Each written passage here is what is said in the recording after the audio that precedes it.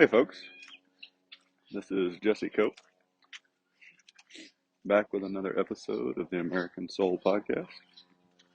Hope y'all are doing well, wherever y'all are, and whatever part of the day you're in. Sure do appreciate y'all joining me, give me a little bit of your time. Hope it helps improve the day.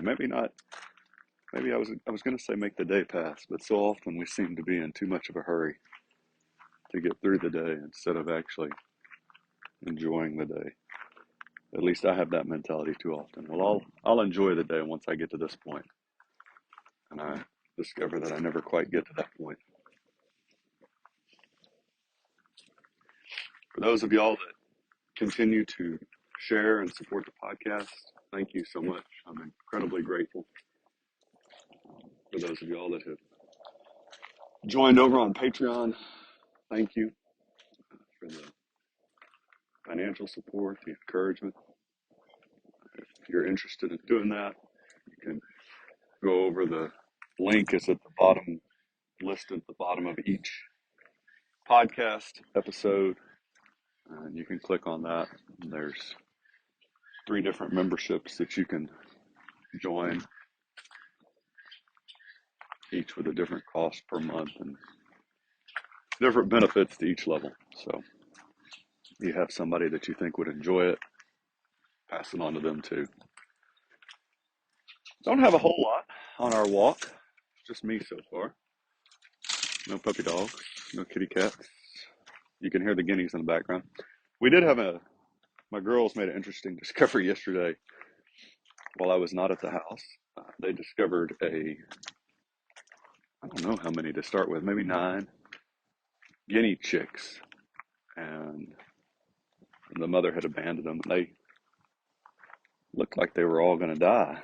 We put a little food and water and put a heat lamp on them. And lo and behold, later that day, they were all up running around. We did end up losing one over the night, and we may lose some more. May lose all of them, I guess, but I don't, just popped up out of nowhere. So we'll get going today. We're going to do just a little bit more from this topic of, well, I'll tell you what, actually today, we're going to kind of skip in between here. We'll come back to the national divide on the next podcast. Today we're going to go back to one that we talked about a few podcasts back, and we were talking about the difference between originalists and the people that judges, particularly that support the living Constitution idea. And during that, I've talked real briefly about education. And there's a page out of the Founders Bible.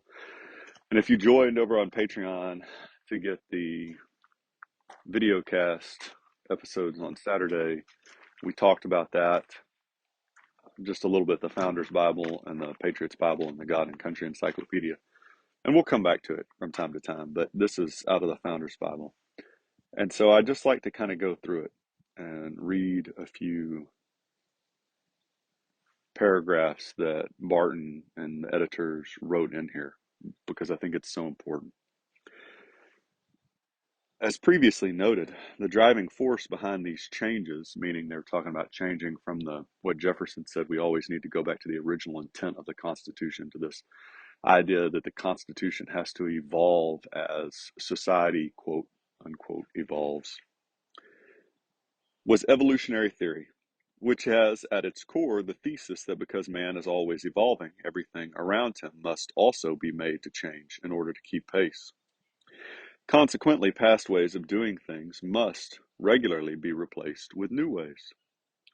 Today, many wrongly believe that evolution is largely a science debate, but it is not. It is actually a worldview debate.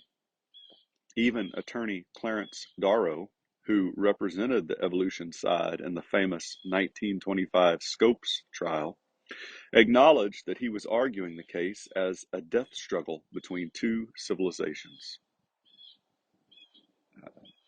That's really where we're at, folks, if you don't realize that.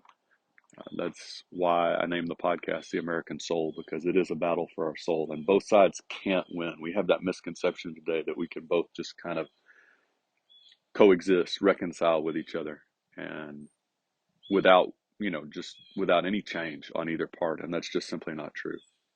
You've got people that stand for the values of the left. You've got people that stand for our founding faith and principles. So you've got evil on one side and good on the other. And those two just can't mix. You can't coexist. You can't reconcile those two. There's going to have to be a change. One side or the other is going to have to give way. And it truly is a struggle for the very soul of our nation. And it's been going on for a long time, but we're getting to the point where there's going to be some changes that you really can't go back on. I said that poorly, but we'll talk about that more later. Thus, when evolutionary belief is applied to law, it results in the living constitution. And when it's applied to education in general, it results in continually trying new methods of teaching and instruction, even if the old ones still work. For example, in the name of, quote, progress, unquote, and, quote, change, unquote, traditional, old, in quotations again, math instruction that involved memorizing math tables was discarded and replaced with, quote, new math. A U.S. senator reported the results. In Palo Alto, California, public school math students plummeted from the 86th percentile to the 56th in the first year of new math teaching. This awful new math textbook obviously fails to do in 812 pages what comparable Japanese textbooks do so well in 200. The average standardized math score in Japan is 80. In the United States, it is 52. Similarly, on the grounds that old methods of teaching English skills are boring to students and need to be evolved, diagramming sentences in traditional grammar instruction was dropped. Now only 1/3 of students can write at a proficient level, and only 2% can read at an advanced level. Folks, there's so much just in these couple paragraphs. I don't have time even to begin to get into all of it, but if you really want to see how true this is, talk to a administrator or counselor or teacher that you trust that knows what's going on in public education in particular, and they will absolutely 100%, if they are even remotely honest, confirm these comments. We have gone away from the memorization of multiplication tables that really focused on that. We've gone away from understanding the English language, right? And now it is 100% chasing test scores. And we have tried to do the best that we can to equate success with higher test scores. And so, and in that, we've committed so many egregious mistakes, failures, sins, all of the above with our students. We go in and we say, well, you know what? We're going to hold you to a standard. Oh, but you failed that test. Okay, well, let's go back and give you another chance. Oh, you failed it again. Well, let's give you another chance. Well, you failed this semester. Well, let's bring you in for summer school. And this idea that we're helping the students, right? That we're, well, at the end of all this, then they know everything, right? No, absolutely not. What we've taught them is that they have no accountability, no responsibility. They can do whatever they want, and they're still going to get passed on. The math capabilities are dramatically lower for most students in public education. And look, folks, I've got a couple stats if I get to them from Cato Institute and from the International Student Assessment Program. And they really, the United States has fallen on the world scale. We're below average in math, actually, I believe. I'll have to go back and look. And we've spent, I don't even know how many times on the Cato Institute graphic, how many, that data, how much more we spend on students now than we did 60, 70 years ago. And the results have not increased and declined. So, and you can change stats, folks. The reason I'm not going to focus on that a lot is because if you really want to know, go find somebody that's in the classroom right now that's honest, because there's quite a few that have bought into the system. and the system of everything's about the test. Everybody's got to be. We've got to have this. It's kind of the Common Core mentality. We're going to dumb it down. We're going to focus on the very bottom percentile, force them to stay in school until they graduate, and force everybody else to their standard. And I'm making a lot of generalizations right now, folks. And if you've got questions, y'all can send them to me, especially those of y'all that have joined over on Patreon, and I will do my very best to respond to each specific question, because this is culture and education. I haven't said this in a long time, but if we're going to win this war, it's going to be culture and education. It's going to be turning the hearts and minds of our children back to our history and heritage, back to the truth. And all of this gets tied in with education. You really want to help students, hold them accountable, hold them to a standard, make it a rigorous standard. And then those students that can't pass that, don't pretend like they're passing it, or water down the standards, which is exactly what we've done in the military too, by the way, so that you get the results that you want. That doesn't do anybody any good. Hold the standard, and then completely wipe away this folks, I'm sorry, this idiocy of no child left behind. We're leaving children behind by that policy. So many of these kids would be so much better served to go be at home with mom and dad, starting to work earlier, especially our young men. Go out and get a trade. Welder, electrician, plumber. Girls, if you're not preparing to be a wife and a homemaker, fine. Go hair design. Whatever those vocational skills are, so that when they turn 18, that they're not making minimum wage, which is, of course, that's a whole nother topic. I'm just going to go past that. But so that they're making a better wage and they can better support themselves and their spouse, their kids, their family. But what we do instead is we force them to stay in education. And so then all of a sudden they get to 18, they have no skills that are marketable. And then we even compound that because we say, well, you've got to go to college. If you don't go to college, you're a failure. And now we've gotten to the point where we're going to say, well, you're so much of a failure if you don't go to college that we're going to go ahead and pass universal education, right? We're going to pay for everybody's college that went to college, except that vast majority of people don't go to college, shouldn't go to college, don't need to go to college. And then we say, well, why do we have all these shortages in manufacturing? Which, yes, the EPA and all the regulations, 100%, but we have these shortages too because we've told all these kids that they're a failure if they don't go to college. Just like we've told the women today, you're a failure if you don't work outside the home and inside the home. And then we can't figure out why the marriages are falling apart and struggling and why the kids are getting worse and worse. Because the marriages in the family are an absolute train wreck. That's really, you want to get to education when we're talking about this stuff. You want to improve education, have to improve marriages first and then families. 99.9% of the problems that we see in the country in public education start at home. I don't. I think if you talk to any honest counselor, administrator, or teacher, they will back that up without even batting an eye or eyelash or whatever it is.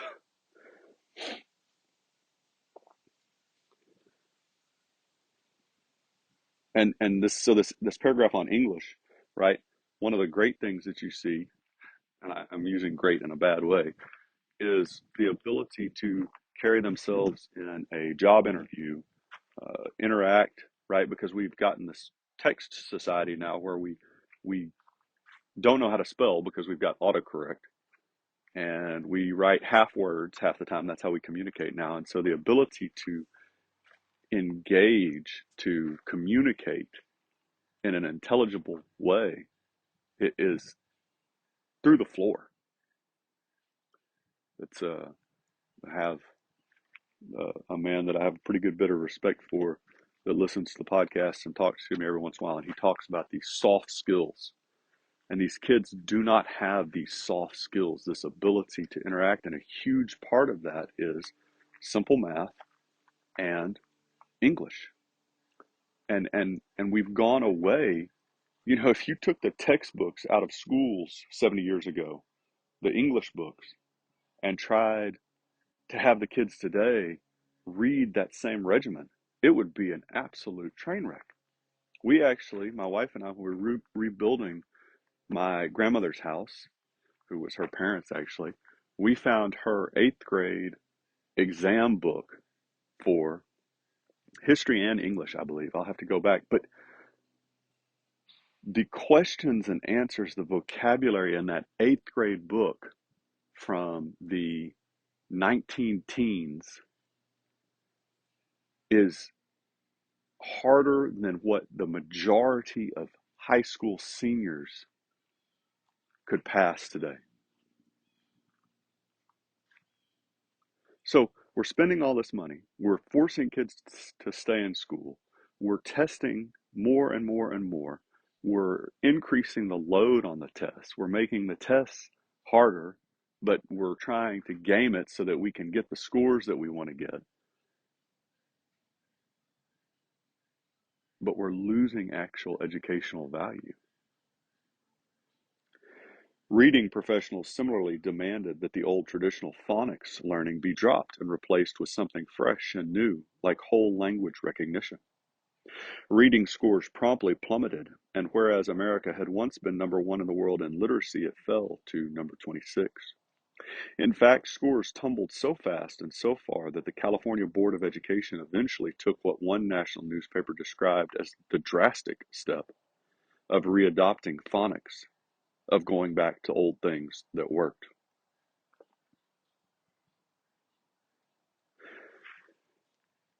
Our founders, we've talked about on this podcast multiple times. Fisher Ames, who was the author of the First Amendment, freedom of religion, talked about the school, the primary textbook in schools should be the Bible. Thomas Jefferson, when he was on the Board of Education, picked the Bible as one of the two main textbooks. And the second one was the Reader, who I can't remember right now, which was highly enforced by the Bible. And then Benjamin Rush talked about it. So many folks. And they talked about the fact that the Bible, if we stick to the Bible, there's nothing better as far as literacy and education, the language, it unifies us in language, all these things. And so we've kicked God out of the classroom. We've taken the Bible out of the classrooms. And it ties in. You can't look at any of this stuff alone. So we've kicked God out of bedrooms, marriages, families, classrooms. And we're getting worse and worse and worse results. And our discipline problems are getting more and more and more. And yet we sit around and we look at each other and we go, well, I can't figure out why. I don't know. Man, it's the darndest thing. It was like those chicks, going back to those chicks that I talked about at the beginning of the podcast episode. I could put those chicks, just leave them out in the middle of the yard with no food and no water and no mother on a cold day. And then I come back out and I go, man, can't figure out why those chicks died. We've taken the spiritual nourishment, the food, the water, right? The living water of Jesus Christ, the spiritual food of the Bible away. We've taken mothers away and put them to work outside of the home. We've taken fathers away and just completely kicked them out of the picture because all men are evil and masculinity is toxic. We don't teach our kids anymore, but we test them. And then we can't figure out why our society's falling apart. We're literally picking everything wrong to do and doing it. And since evolution seeks to leave the past behind, the one educational subject most directly impacted is the study of history. After all, since what is in the past is of no relevance today, the study of history is a complete waste of time. Consequently, several states have adopted what is now termed the 20th century model. teaching high school students only that which happened from 1900 forward. And among the elite colleges and universities, are, as ranked annually by U.S. News and World Report, none, not one, any longer requires any course in American history for graduation. You know, if we were actually even remotely doing testing right, the hardest tested subject across the country would be history. And it would be, U.S. history would be taught every single year from the fifth or sixth grade on. Really, every single year. I'm going to back up. Every single year, part of your education would be U.S. history. You can add world and individual state history on the outside, geography, that would be good, the English, the math, the science, all these things, add them on. But your core would be U.S. history and public education. And the left knows that. And we go back to Dewey, who we haven't talked about in a while, and I'll come back to him in a while, because it's so apparent that what he laid out that wanted to do in education in the 20s, the socialist Stalinist viewpoint, we've executed today. I didn't realize how far over I was, folks. I'm sorry. I apologize. This is just such a huge topic. And we've had the wool pulled, or we've allowed the wool to be pulled over our eyes for so many decades and just gone along with it. And our priorities are so messed up. And we're failing our children. I'm going to leave you with this one little story I haven't told in a while, for those of y'all that are new, because it popped into my head right now, and then I will let y'all go. There was a sign in 3rd Marine Regiment from the commanding general, right? The regiment was from a colonel, but the commanding general's statement was up there. And his statement said, train your Marines and sailors so well that if one of them dies in combat, no ghost can ever come back and say, if you had just trained me a little bit harder, I would still be alive. Well, that's exactly what we're failing with our children today. We are failing them so badly in faith, in the history and heritage of our nation, in teaching them how to be men and ladies, in teaching them what marriage is actually about. We're failing them across the board so much that when they go and fail and fall apart in life in one of these categories, we have no defense when their ghost comes back to us and says, if you had just been a little bit better parent, teacher, educator, whatever it is, part of society, example of a mother or father, if you had just been just a little bit better, my life wouldn't be so messed up now. And John Adams talked about this because he basically lost 3 of his children as adults because he wasn't there for them, even though he was helping found our country. And John Adams did a lot of things right, folks, but he made that comment toward the end of his life. He said, no amount of anything, even of patriotism, gives you the excuse to neglect your children, your duties as a parent. And we're doing that as individual parents, and we're doing that as a nation raising our children. We can fix this, folks, if we'll just turn back to God. Absolutely, 100%, if we will turn back to the Ohio State motto, which is all things are possible with God. But it has to be there, has to start there, has to end there. God bless y'all. If you are so inclined, I encourage you to come over to Patreon to make sure you're getting all the podcasts each week and the video cast on Saturdays. Sure, I'm grateful for your support, your encouragement, that you continue to listen to the podcast. God bless your families. God bless America. We'll talk to y'all again real soon, folks. Looking forward to it.